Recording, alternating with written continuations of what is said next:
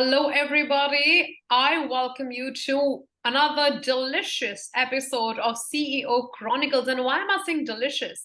Because I have a man sitting right in front of me who is the CEO and founder of a food manufacturing company based out of South Africa. Now, why do you think we have invited him to this podcast? So, week on week, we interview successful entrepreneurs who bring out something great and who scaled up their business massively. So Gary has not only scaled up his business, but what he's doing is also extremely beneficial socially. Yeah, we're going to be spilling all the beans. But before I do that, let's welcome Gary Owen on board. Welcome, Gary. How are you doing today? I'm fine, and yourself. Thank you. I'm doing extremely well and I can't wait to get started. So let's just not waste time. Let's dig into the conversation. First and foremost, tell me, when did you decide to start this food manufacturing business of yours? We started in 2006. I did a 2-year stint overseas where I traveled Europe. And then upon my return to South Africa, was looking for something to do. I've always had the vision of working for myself.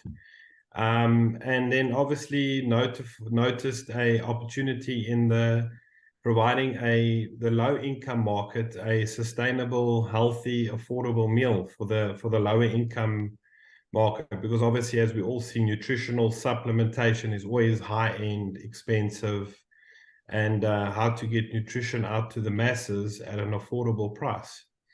I've always wondered, and it came across to me when you see these adverts on feed a child for $2 a day or feed a child for $1.50 a day. And I always wondered, how do they do it? What are they feeding them? Are they really getting nutritional foods, supplementation in food at that price? And that's where the journey began. Excellent. So, but why especially the lower income group? I understand that obviously South Africa has a huge market, okay, for this. That is point one. But there are many other players, like you mentioned, feed a child for $2 a day or $1 and so on. Why did you decide to penetrate through a densely, competitive market as such? That's just a business strategy, but obviously the everyone on supplementation and nutrition always typically focus on the high end model products, high end value. Obviously, if you want to feed the masses and build a business and feeding the masses, I would rather have typically 100,000 customers than have 10,000 customers, with the type of analogy or theory behind backing, saying, well, I'd rather have 5% of something big than 80% of something small type of scenario. So, I just saw an opportunity in going for the masses and giving quality back to the people. The children, how do we feed them? How do we because it all starts with the kids, and how do we give back and also make it an income, make it a job?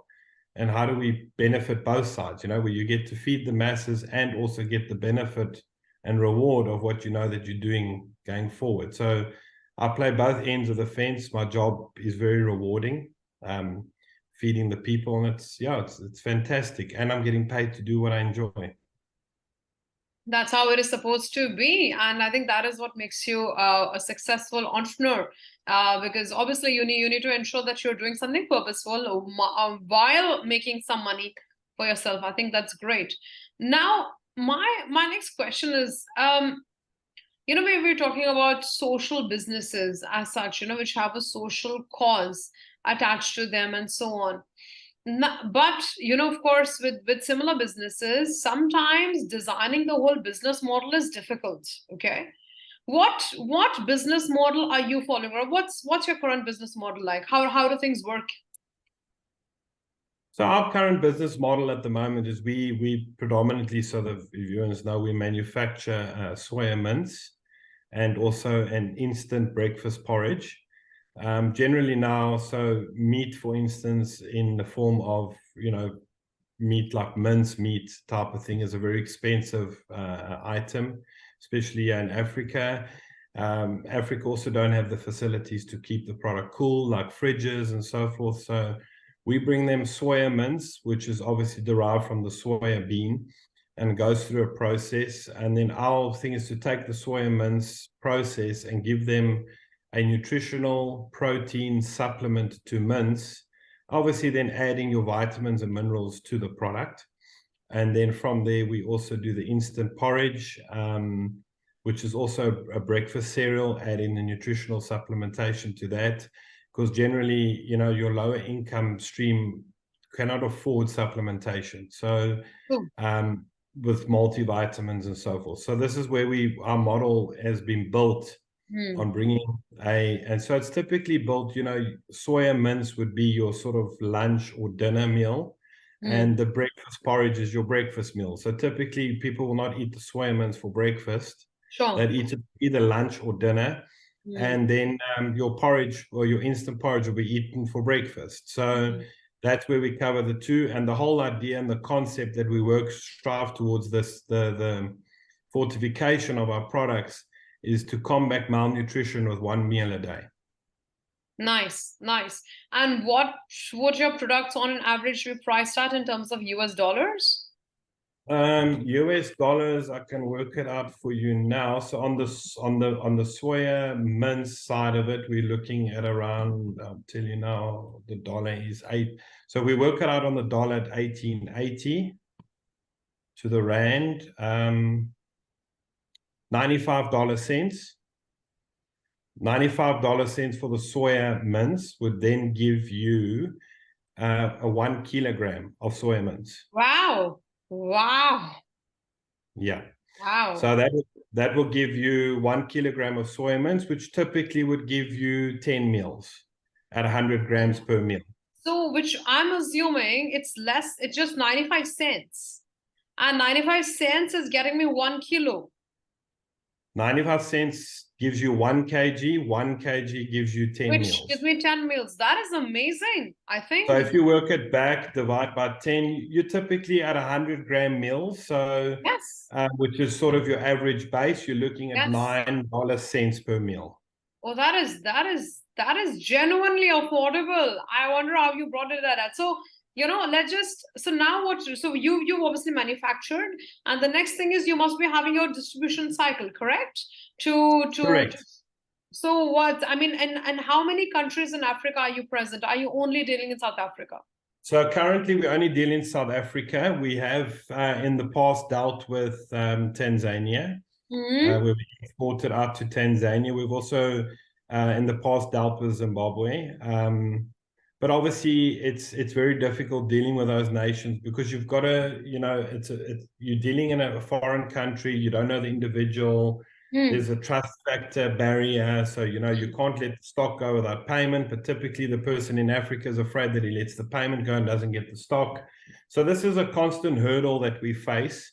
But we have dealt with those countries. At the moment, currently, we're not. But what we have done as a company is our facility is a ISO 22000 facility, which is a food hygiene program, which is internationally recognized. Funny enough, our head office that does our accreditations is based out of Dubai.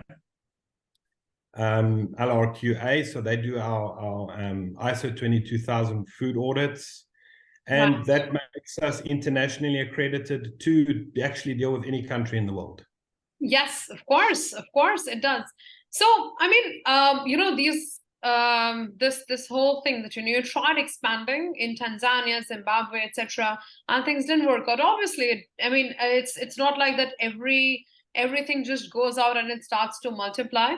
I think this is one very important business lesson, that if something is not working, it's okay to retract and it's okay to focus on the place where, you know, you have better penetration, you have better reach. So, you know, you have things that are more in control. Tell me about a few of your other challenges that, you know, you faced while scaling up a food business, especially when I'm imagining, because with 95 cents you obviously have your whole costs etc. to take out of it as well, and then you have your marketing expenses. That's something we may come back to later. But what have been some of the critical challenges that you have faced in terms of scaling up this business? So typically, what we can, tell the listeners as well is that at the end of the day, there's always challenges. I think you've got to be determined. Determination is probably a major factor. There'll always be stumbling blocks, but you just pick up and you keep pushing and you keep pushing and you just never give up. Building a business in Africa is not easy. We don't get the funding, for instance, to back businesses in South Africa. We generally don't even get the backing of our banks in South Africa. So when you're starting up a business, you've got to be resilient. You've got to think out the box. You've got to really work your model, work the processes, read books. I myself sit on my desk right now with books that I read, and I keep reading books. And this is what we do to teach ourselves. And yeah, it's been a challenge. You keep pushing forward, you shop, you speak, and like I've mentioned previously, it's relationships.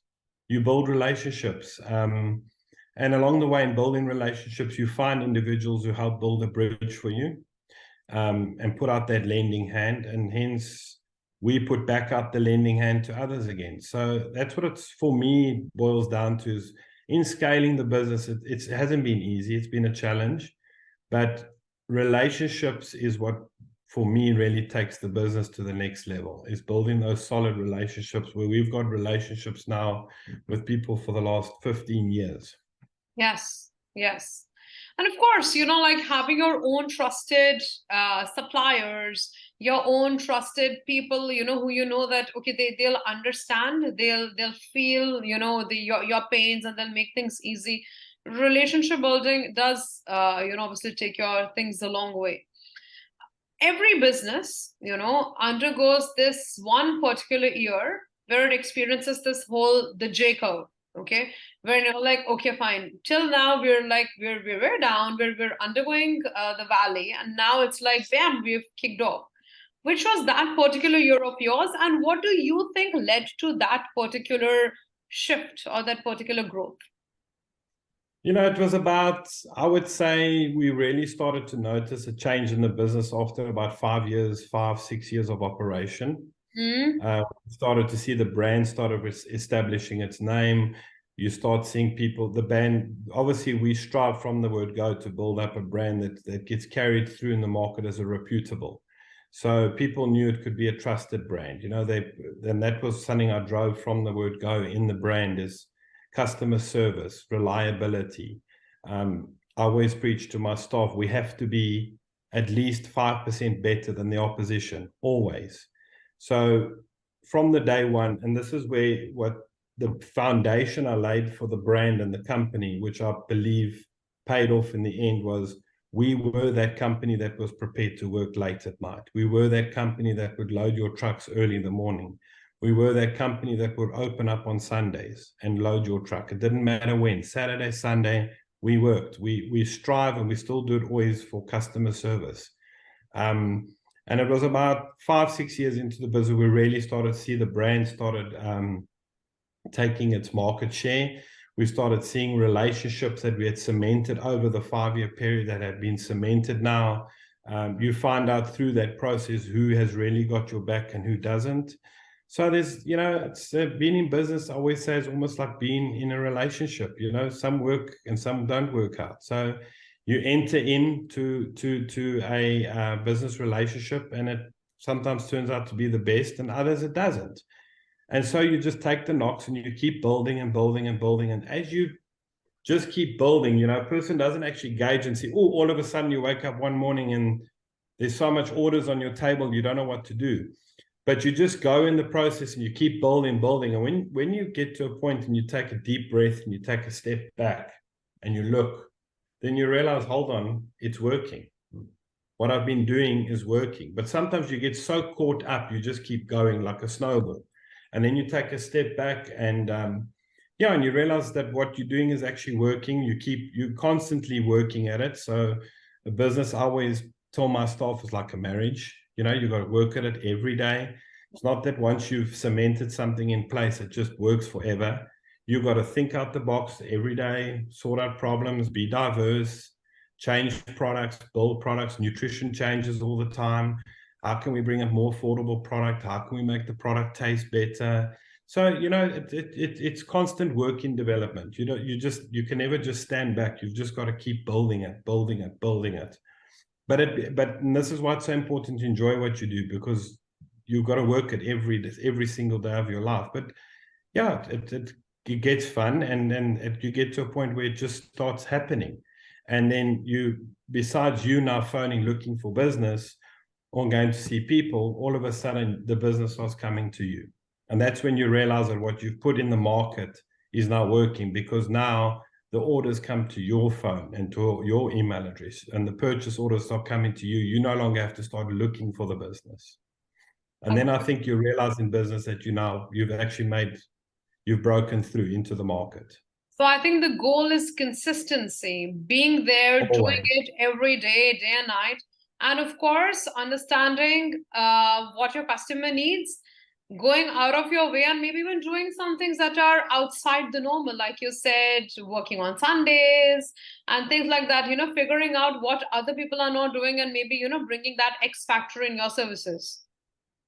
Correct. You've always got to be available. I'm always 24 hours a day available on my phone. I don't even switch it off when I sleep. So you know what? This is one thing that I think a lot of the entrepreneurs in today's date are actually disagreeing with. They say that no, we need to have a work-life balance. We need to have a 9 to 5, okay, maximum 6 you're working. And then after that, everything else can wait. Now, the school of thought that I come from, I'm from this thing. I say, no, if you're in a business, it needs to run round the clock. Okay, it's not something.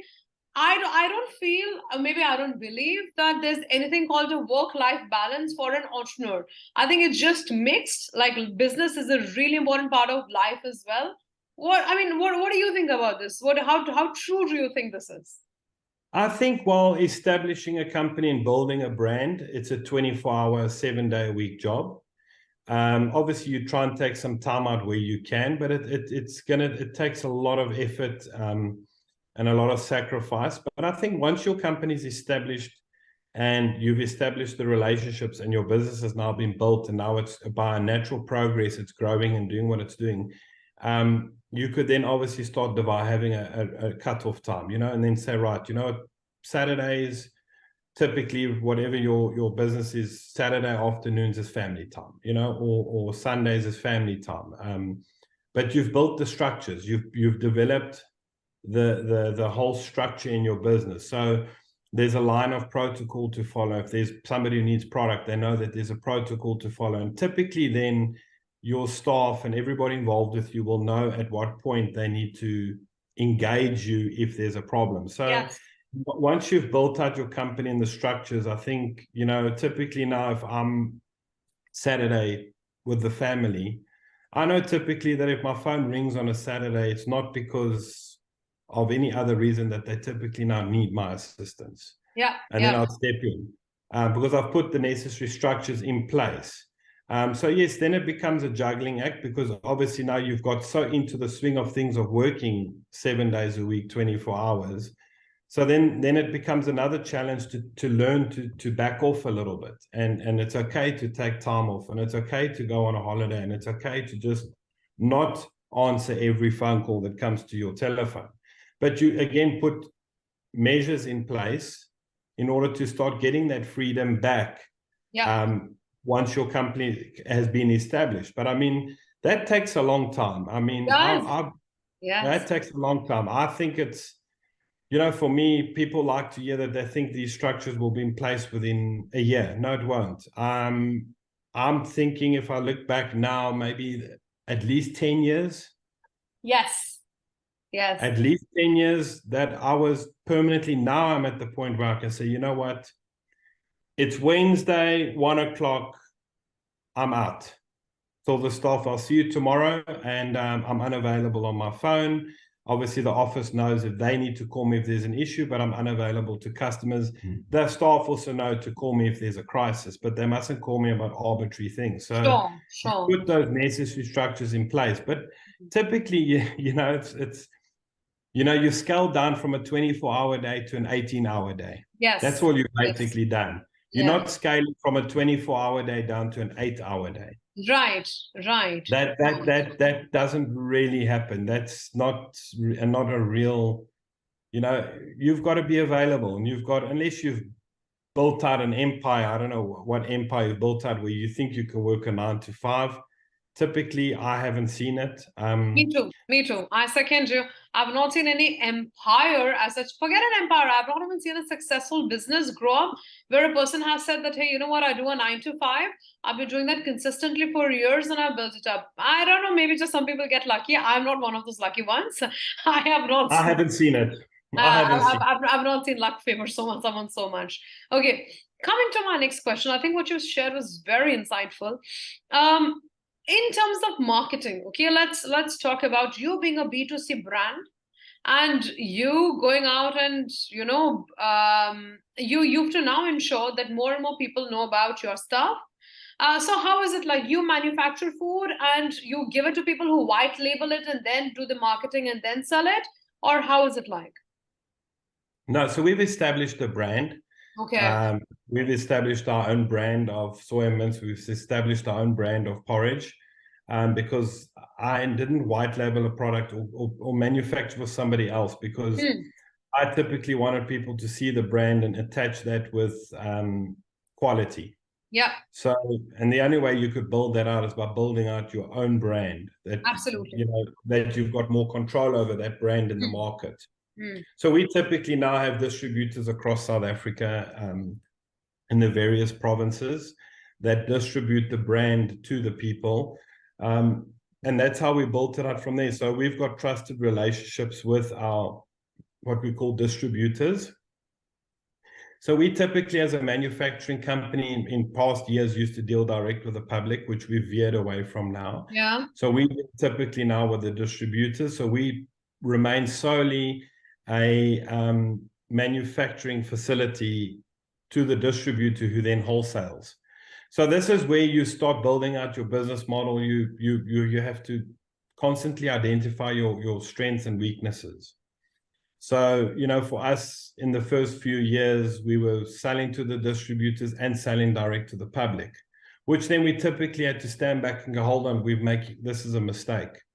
We're now trying to sell to the distributor, but indirectly, we are also opposition to the distributor, because now the client comes directly to us and we undercut the distributor. Yes. So we had to decide, are we going to go straight to the public, or are we going to go remain a manufacturer and deal with the distributor? But we can't be both. So this is where you start fine-tuning your model and realizing where your strengths and weaknesses are. I enjoy doing SWOT analysis, which I know a lot of people, I'm sure people know what a SWOT analysis is: your strength, weakness, opposition, and threats, which typically lays your business out very quickly to see which way you should be going.